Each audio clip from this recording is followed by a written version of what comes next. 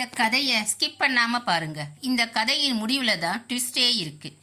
ஒரு நிறுவனத்தின் எம்டி மிகவும் சோர்ந்து போய் ஒரு பூங்காவில் இருக்க பெஞ்சில் உட்கார்ந்துருந்தார். அப்ப அவருக்கு பக்கத்துல ஒருத்தர் வந்து உட்கார்ந்தார்.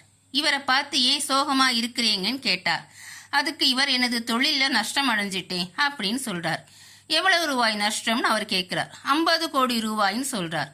அப்படியா, நான் யார் தெரியுமான்னு கேட்டு அந்த ஊரின் பிரபல செல்வந்தரோட பெயரை சொல்றார். அசந்து போனார் எம்டி. சரி, 50 கோடி பணம் இருந்தால் நீ சரியாகி விடுவாயா என்று கேட்கிறார். உன்னை இவர் சந்தோஷத்தோட ஆமாம் எல்லாம் சரியாகி விடும் சொல்றார். அப்ப அந்த செல்வந்தர் ஒரு செக் புத்தகத்தை எடுத்து கையெழுத்து போட்டு இவர்கிட்ட நீட்டி, இந்தா இது 500 கோடிக்கு செக், நீ கேட்டதை விட 10 மடங்கு அதிகமாக கொடுத்திருக்கேன், எல்லாவற்றையும் சமாளி, ஆனால் 1 வருடம் கழித்து இந்த பணத்தை எனக்கு திருப்பி தந்துடணும், அடுத்த வருடம் இதே நாளில் இங்க நான் காத்திருப்பேன் சொல்லிட்டு செக்கை இவர் கையில திணிச்சிட்டு போயிடுறார். செக்கை வாங்கினதும் இந்த எம்டி மனசுல புது நம்பிக்கை. வேக வேகமா அந்த செக்கை எடுத்துட்டு அவர் அறைக்குள் போய் பீரோவுக்குள்ள வச்சிடுறாரு. அப்புறம் ஆபீஸ்க்கு போய் மேனேஜர், அங்க செய்யற வேலை செய்யறவங்க எல்லாரையும் கூப்பிட்டு ஒரு மீட்டிங் போடுறாரு. நமது நிறுவனத்துல 50 கோடி நஷ்டம் ஏற்பட்டிருக்கு, ஆனால் இப்ப என்கிட்ட 500 கோடி ரூபாய் இருக்கு, ஆனாலும் இந்த பணத்தை தொடமாட்டேன். இந்த நஷ்டம் எதனால ஏற்பட்டதுன்னு நம்ம எல்லாரும் சேர்ந்து கஷ்டப்பட்டு அதை சரி செஞ்சு இந்த நிறுவனத்தை வெற்றிகரமா நடத்த நீங்க எனக்கு ஒத்துழைப்பு கொடுங்கன்னு கேட்கிறாரு. எல்லாரும் சரிங்கிறாங்க. வேலைகள் வேக வேகமா நடந்துச்சு. தவறுகள் என்னன்னு கண்டுபிடிச்சு களையப்பட்டு வேலைகள் நடந்தன. சரியா 1 வருடமாச்சு. கணக்குகள் பார்த்தாங்க.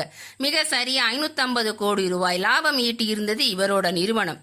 அடுத்த நாள் காலையில அந்த செல்வந்தர் கொடுத்த 500 கோடிக்கான செக்கை எடுத்துட்டு அந்த பூங்காவுக்கு வந்தார் அந்த எம்டி. அதே பெஞ்சில உட்கார்ந்தார்.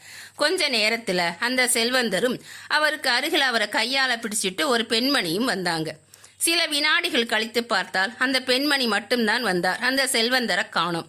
இவர் சென்று அந்த பெண்மணி கிட்ட, எங்க அம்மா உங்க கூட வந்தவர்னு கேட்டார்.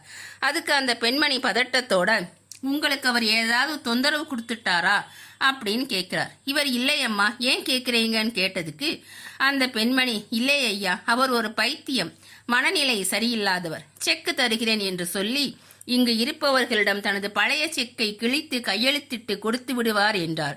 ஒரு நிமிடம் இந்த எம்டிக்கு பேசவே முடியவில்லை. அப்போ நம்மால் முடியும் என்று நினைத்தால் நிச்சயம் முடியும், அதுவே நம்மை காப்பாற்றி இருக்கிறது என்று நினைத்தார். நம்மால் எதையும் செய்ய முடியும் என்று முதலில் நாம் நம்ப வேண்டும். அப்போதுதான் நாம் நமது வாழ்வில் முன்னேற முடியும். இந்த நம்பிக்கையை கற்றுத்தந்த அந்த மனநோயாளி குடும்பத்தையே வாழ்நாள் முழுவதும் காப்பாற்றினார்.